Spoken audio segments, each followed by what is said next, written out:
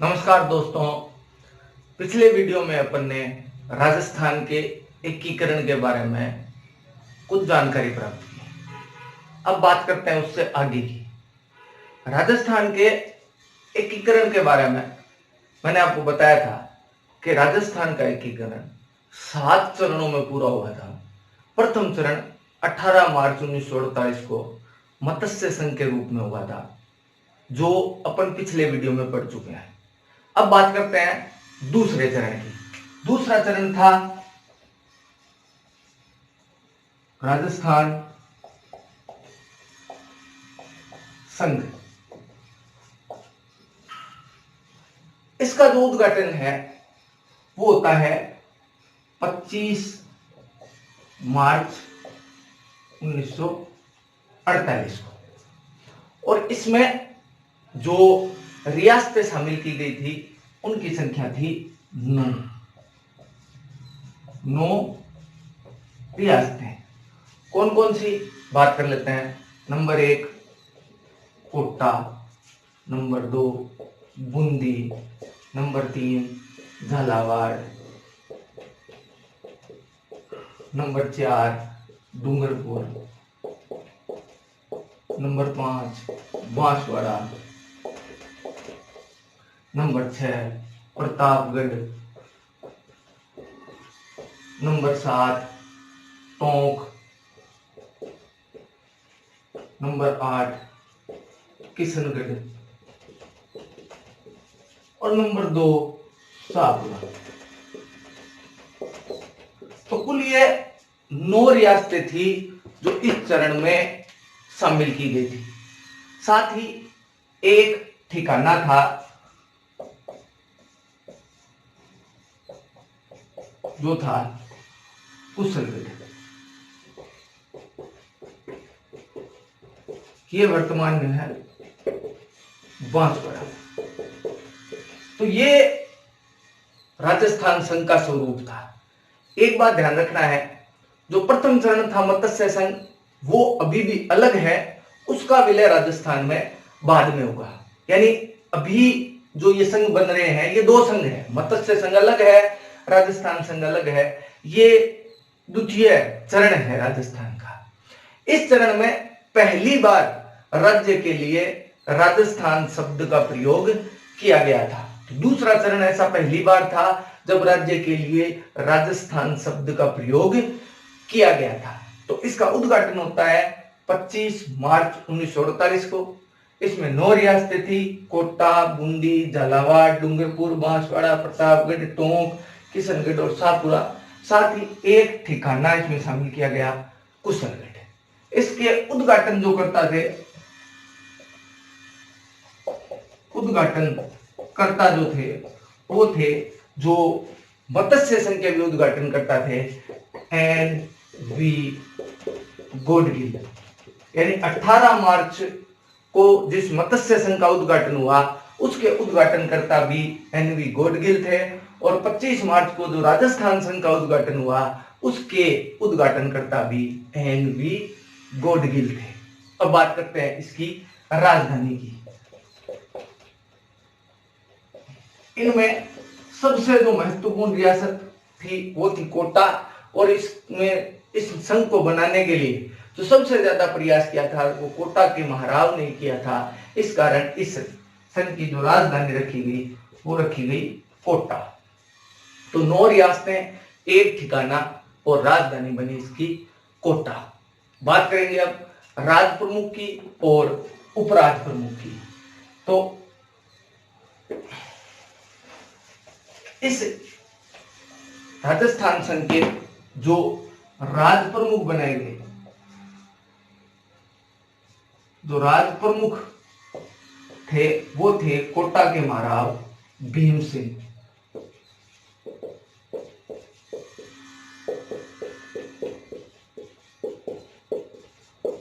इसके उपराज प्रमुख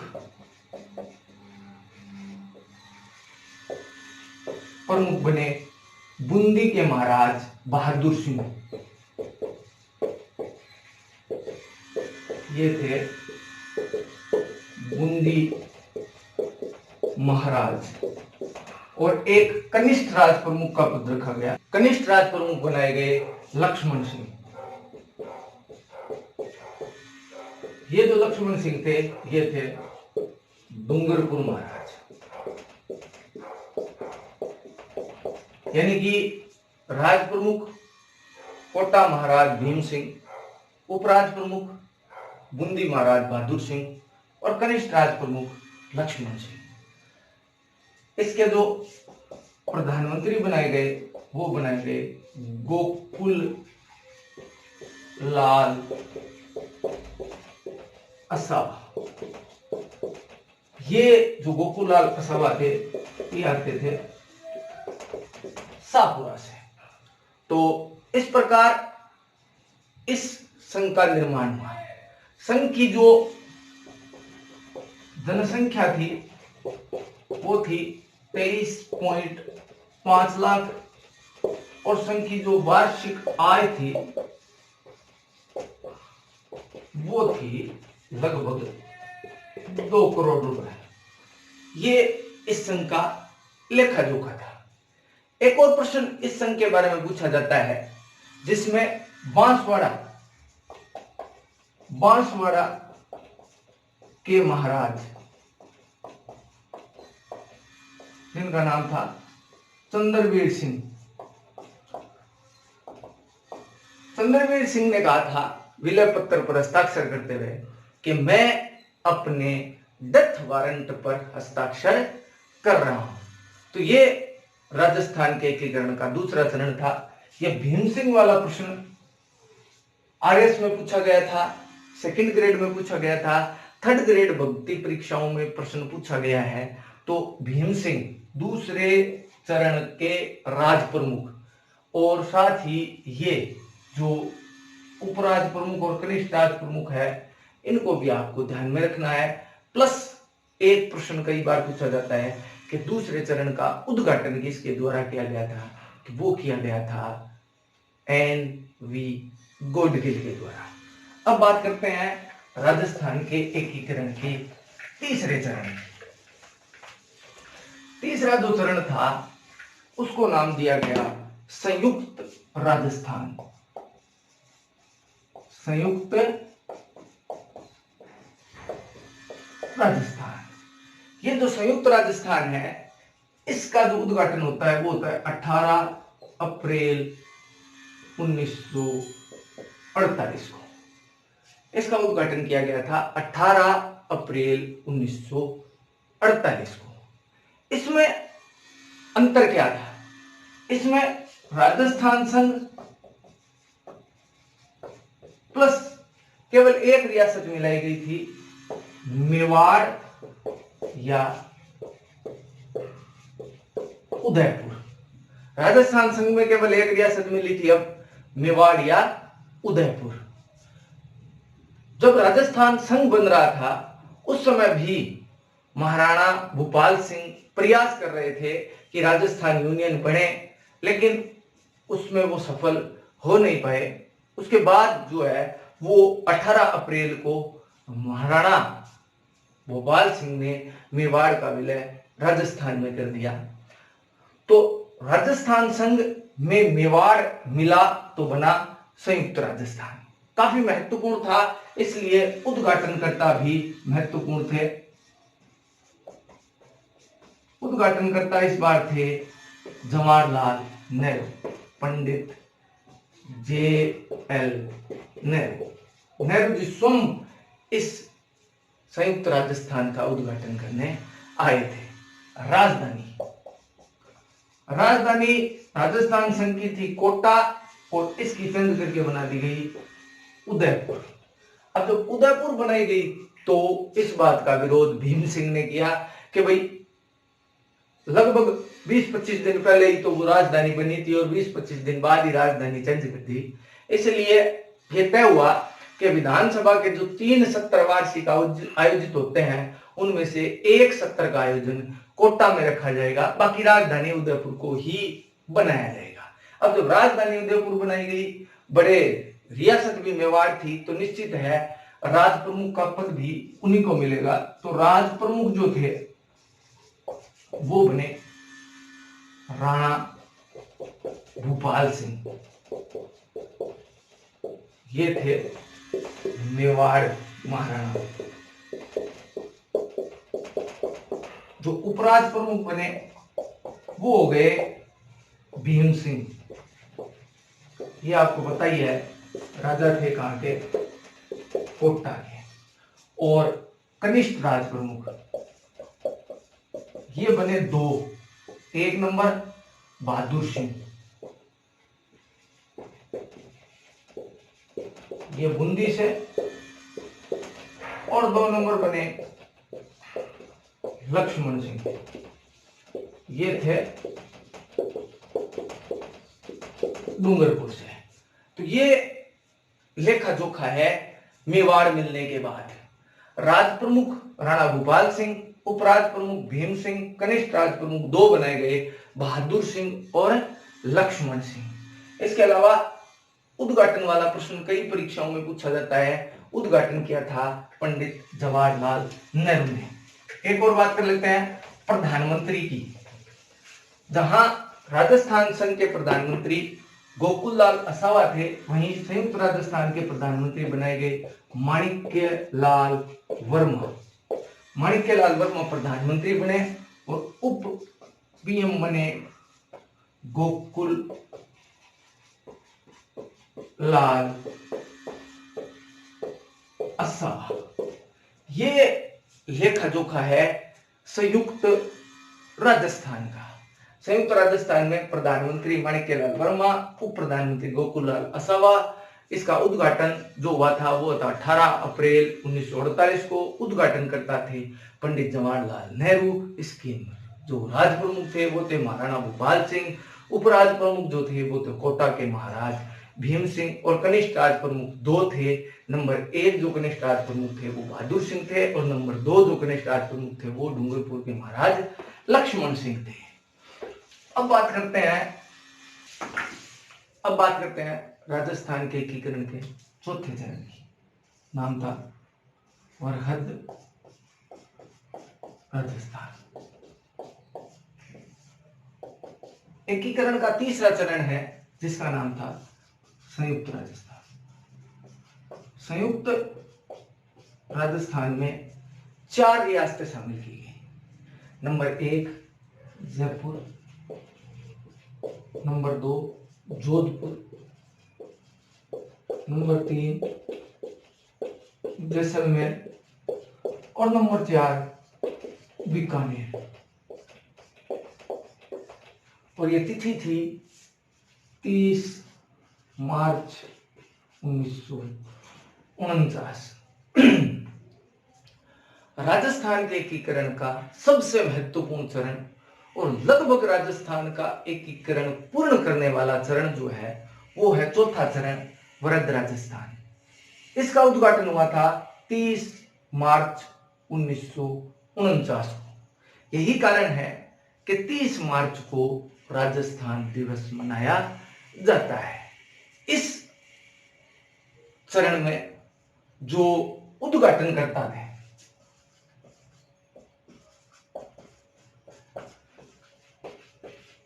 वो थे सरदार पटेल, यानी जिन्हें राजस्थान के एकीकरण का श्रेय दिया जाता है। उन्हीं सरदार पटेल ने इस चरण का उद्घाटन किया। एक और बात बता देता हूं, राजस्थान के केवल 4 ही चरणों का उद्घाटन हुआ था। पहले और दूसरे चरण में एनवी गॉडगिल, तीसरे चरण में पंडित नेहरू, और चौथे चरण में सरदार पटेल ने उद्घाटन किया था। इस चरण में जो राज्य की राजधानी रखी गई, राजधानी जो थी वो थी जयपुर। अब जब जयपुर को राजधानी बनाया गया तो इस बात का विरोध हुआ कि जयपुर को ही राजधानी क्यों बनाया जाए, और भी तो स्थान है जिन्हें राजधानी बनाया जा सकता है, क्योंकि बहुत लगभग सारी रियासतें आ चुकी थी। एक सिरोही और अजमेर को छोड़ दें तो बाकी सारे प्रदेश राजस्थान में शामिल हो चुके थे। तो इस बात का विरोध था कि जयपुर को राजधानी क्यों बनाया जाए, इसलिए कमेटी बनाई गई पी सत्यनारायण राव समिति, ये कमेटी बनी पी सत्यनारायण राव समिति। इस समिति को कार्य सौंपा गया कि भाई सभी रियासतों को खुश करने के लिए उन्हें कुछ ना कुछ ऐसा दिया जाए ताकि वो संतुष्ट हो सके। तो इस कमेटी की सिफारिशों के आधार पर राजधानी बना दी गई जयपुर। शिक्षा विभाग ये दे दिया गया किसको, बीकानेर को। हाई कोर्ट यानी कि उच्च न्यायालय ये दे दिया गया जोधपुर को। खनिज विभाग ये दे दिया गया उदयपुर को। कृषि विभाग ये दे दिया भरतपुर को। सहकारी विभाग ये दे दिया कोटा को। तो इस प्रकार जो राजस्थान की महत्वपूर्ण रियासतें थी उन सबको खुश करके पी सत्यनारायण राव समिति की सिफारिशों के आधार पर कुछ न कुछ विभाग दे दिए गए ताकि वो विरोध न करें। तो राजधानी पी सत्यनारायण राव समिति की सिफारिशों के आधार पर बनी जयपुर। अब बात करते हैं इसके राज प्रमुख की। अब तीसरे चरण के जो राज प्रमुख थे वो थे महाराणा भूपाल सिंह। अब दो कैंडिडेट हो गए राज प्रमुख के, एक महाराणा भूपाल सिंह और दूसरे जयपुर के महाराज सवाई मानसिंह।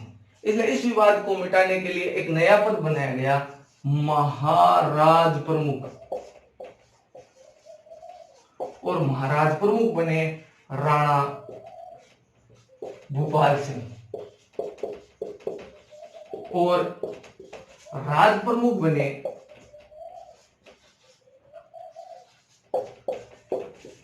सवाई मानसिंह। ये थे सवाई मानसिंह जयपुर महाराज। ये आपको बताइए कि मेवाड़ के महाराणा थे। सवाई मानसिंह को इस चरण का राज प्रमुख बनाया गया। अब एक और प्रश्न उठता है कि राजस्थान के प्रथम राज प्रमुख कौन थे। यदि सीधा प्रश्न पूछा जाता है कि राजस्थान के प्रथम राज प्रमुख कौन थे तो उत्तर होगा सवाई मानसिंह। ये एक ही बने थे। कारण अपन राजस्थान दिवस मनाते हैं 30 मार्च को और इसी दिन राजस्थान का लगभग एकीकरण पूर्ण हुआ था। इसलिए पहले के संघों को राजस्थान पूर्ण नहीं मान सकते, इसलिए उनके जो राज प्रमुख थे उन्हें राजस्थान का राज प्रमुख माना नहीं जाता। इसलिए यदि प्रश्न पूछ लिया जाए कि राजस्थान के प्रथम राज प्रमुख कौन थे तो सवाई मानसिंह थे। हाँ, यदि ये सब पूछ ले कि राजस्थान के प्रथम चरण के राज प्रमुख कौन थे तो उदय मानसिंह होता है। अब बात करते हैं इसके प्रधानमंत्री की। इस संघ के जो प्रधानमंत्री इस संघ के प्रधानमंत्री बनाए गए हीरालाल शास्त्री। चौथे चरण में एक और प्रश्न बनता है। 19 जुलाई 1948 को लावा जो वर्तमान में टोंक में है, इसका विलय जयपुर रियासत में कर दिया गया था। यानी 19 जुलाई 1948 को लावा जयपुर में मिला दिया गया और जयपुर 30 मार्च 1949 को राजस्थान में विलय हुआ। इस प्रकार जो लावा था उसका विलय राजस्थान में 30 मार्च 1949 को। अब बात करते हैं एकीकरण के पांचवें चरण की। बात करते हैं एकीकरण के पांचवें चरण की। नाम है संयुक्त वृहद राजस्थान। ये राजस्थान के एकीकरण का पांचवा चरण है, संयुक्त वृहद राजस्थान। इसमें क्या हुआ था, इसमें वृहद राजस्थान प्लस मत्स्य संघ का एकीकरण कर दिया गया था। ये जो है ये घटना घटित हुई थी 15 मई 1949 को। पहले ही बता चुका हूं आपको कि इस चौथे चरण के बाद किसी चरण का उद्घाटन नहीं हुआ था, इसलिए उद्घाटन वाला प्रश्न वही है। उसके बाद इस चरण में राजधानी भी इस चरण के बाद यानी कि चौथे चरण के बाद चेंज हुई नहीं, तो वो भी यही है। राज प्रमुख महाराज प्रमुख जो थे वो भी चेंज नहीं हुए, तो वो भी यही है। तो इसमें से प्रश्न क्या उठता है? प्रश्न ये उठता है कि अपन ने मत्स्य संघ में पढ़ा था कि 4 रियासतें थी, अलवर, भरतपुर, धौलपुर और करौली। इनमें से 2 रियासतें, एक धौलपुर और दूसरी भरतपुर, यहां पर ब्रज भाषा बोली जाती है। दोनों रियासतों में ब्रज भाषा बोली जाती है, और ये उस आधार पर यानी कि भाषाई आधार पर उत्तर प्रदेश में शामिल होना चाहते थे, लेकिन बहुसंख्यक जो आबादी थी उसका मानस राजस्थान की तरफ था। इसलिए एक निर्णय लिया गया, एक कमेटी गठित की गई। कमेटी का नाम था शंकर राव देव समिति। शंकर राव देव समिति ने एक जनमत संग्रह करवाया और उस जनमत संग्रह के आधार पर धौलपुर और भरतपुर को राजस्थान में विलय करने का निर्णय दिया। साथ ही इस समिति की एक और सिफारिश थी, इस समिति ने प्रधानमंत्री के पद का नाम जो है वो बदलकर मुख्यमंत्री करने का निर्णय भी इसी समिति के द्वारा दिया गया था। 3rd ग्रेड भर्ती परीक्षा में प्रश्न पूछा गया था कि भाषाई आधार पर कौन सी 2 रियासतें उत्तर प्रदेश में शामिल होना चाहती थी। वो 2 रियासतें थी धौलपुर और भरतपुर। उन्हें कौन सी समिति के सिफारिशों के आधार पर राजस्थान में मिलाया गया, तो वो था शंकर राव देव समिति। एक प्रश्न यह भी पूछा गया था कि मत्स्य संघ का विलय राजस्थान के कौन से चरण में हुआ था, तो वो था 5वां चरण। साथ ही इसका उद्घाटन या इसका जो है वो कब विलय हुआ, 15 मई 1949 को। अब बात करते हैं राजस्थान के 6ठे चरण की। 6ठा चरण है सिरोही का विलय। अब राजस्थान जो था वो बन चुका था संयुक्त वरहद राजस्थान। इसमें मिला दिया गया क्या, सिरोही, लेकिन आबू व देलवाड़ा को छोड़कर। कारण सिरोही जो है उसका विलय सरदार पटेल बंबई में करना चाहते थे, यानी कि बंबई और गुजरात पहले एक ही था, तो बंबई में करना चाहते थे और उसका प्रशासन भी बंबई को सौंप दिया था।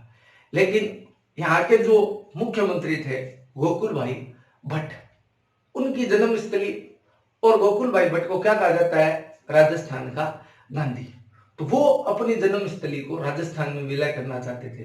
तो सरदार पटेल ने क्या किया कि सिरोही का विलय राजस्थान में कर दिया, लेकिन 2 महत्वपूर्ण तहसीलें आबू व देलवाड़ा को छोड़कर शेष सिरोही राजस्थान में विलय कर दिया। ये जो है 6ठा चरण, और इसकी तिथि है 26 जनवरी 1950।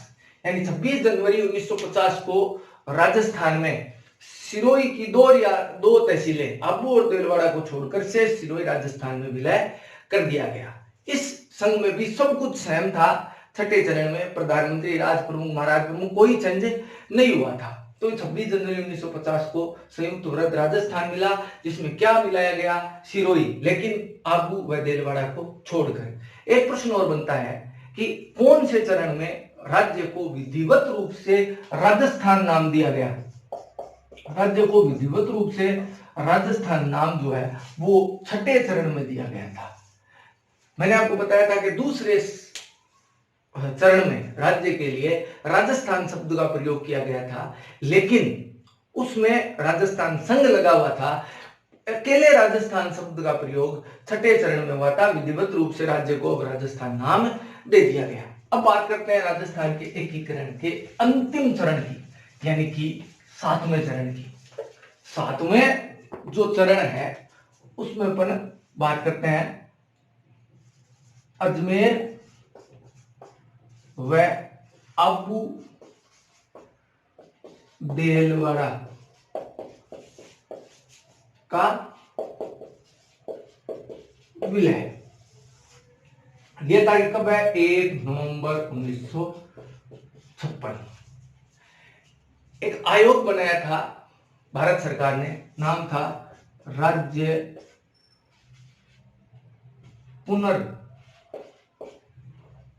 पुनर्गठन आयोग। इसके अध्यक्ष थे फजल अली। इसी कारण इस आयोग को फजल अली आयोग के नाम से भी जाना जाता है। इस आयोग की सिफारिशों के आधार पर अजमेर मेरवाड़ा, जो एक ब्रिटिश केंद्र शासित प्रदेश था, उसका विलय राजस्थान में कर दिया गया। साथ ही जो 2 शेष तहसीलें थी राजस्थान की, जो बंबई रियासत के अधीन आती थी, आबू और देलवाड़ा, उनका विलय भी राजस्थान में कर दिया गया। इस बार क्या हुआ कि एक और इस संगठन ने, इस राज्य पुनर्गठन आयोग ने एक और सिफारिश की कि राजस्थान का जो सिरोंज क्षेत्र था, वो सिरोंज जो क्षेत्र है ये दे दिया गया एमपी को राजस्थान से, और एमपी का जो सुनेल टप्पा क्षेत्र था वो दे दिया गया राजस्थान को। इस प्रकार राजस्थान का एकीकरण पूर्ण हुआ। इस चरण के समय राजस्थान के मुख्यमंत्री जो थे वो थे मोहनलाल सुखाड़िया। तो ये राजस्थान के एकीकरण का 7वां और अंतिम चरण था। इस प्रकार 8 वर्ष 7 माह और 14 दिन के लंबे अंतराल के बाद 1 नवंबर 1956 को राजस्थान का एकीकरण पूरा हुआ। और जो राजस्थान का आज आप एक वर्तमान स्वरूप जो आप देख रहे हैं वो इसी दिन लागू हुआ था, 1 नवंबर 1956 को। जो नक्शा आज अपन देख रहे हैं, इसी दिन राज्य में जो है वो राज्यपाल का पद स्वीकृत किया गया और राजस्थान के जो प्रथम राज्यपाल बने वो थे सरदार गुरुमुख निहाल सिंह। तो ये राजस्थान का एकीकरण था। अब बात करते हैं अपन राजस्थान की जो 19 रियासतें थी उनसे जुड़ी हुई कुछ महत्वपूर्ण बातों की, जिनके बारे में से जुड़े हुए कुछ महत्वपूर्ण तथ्यों की। नंबर 1, राज्य की सबसे प्राचीन रियासत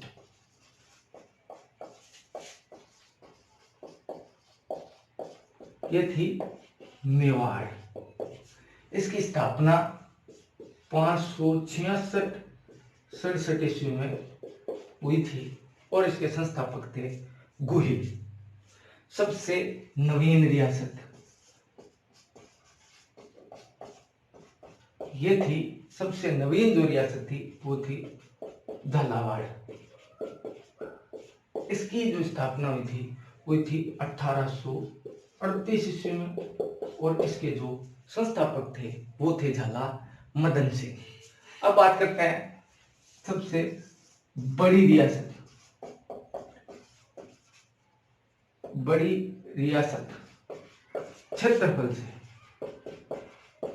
क्षेत्रफल के आधार पर जो बड़ी रियासत थी वो थी जोधपुर। और बड़ी रियासत जनसंख्या के आधार पर वो थी जयपुर। अब यदि अपन दोनों ही दृष्टि से छोटी रियासत देखें, छोटी रियासत दोनों ही दृष्टियों से, तो वो थी शाहपुर। बड़ी क्षेत्रफल के आधार पर जोधपुर थी, बड़ी जनसंख्या के आधार पर जयपुर थी। दोनों ही दृष्टियों से छोटी जो रियासत थी वो थी शाहपुरा। अब बात करते हैं छठी, राजस्थान की एकमात्र रियासत जिसे मुगलों ने बसाया। मुगलों द्वारा बसाई रियासत ये थी कोटा। और 7 नंबर अंग्रेजों द्वारा बसाई रियासत ये थी झालावाड़। मुगलों द्वारा बसाई गई रियासत कोटा थी और अंग्रेजों द्वारा बसाई गई रियासत झालावाड़ थी। एक और प्रश्न, राज्य की एकमात्र मुस्लिम रियासत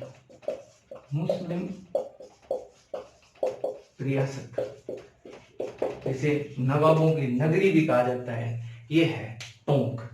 तो ये राजस्थान की रियासतों से जुड़े हुए कुछ महत्वपूर्ण बिंदु है जो परीक्षाओं की दृष्टि से महत्वपूर्ण है। तो ये था राजस्थान का एकीकरण जो 7 चरणों में पूर्ण हुआ और 1 नवंबर 1956 को राजस्थान पूर्णतः बनकर तैयार हुआ। वीडियो देखने के लिए धन्यवाद।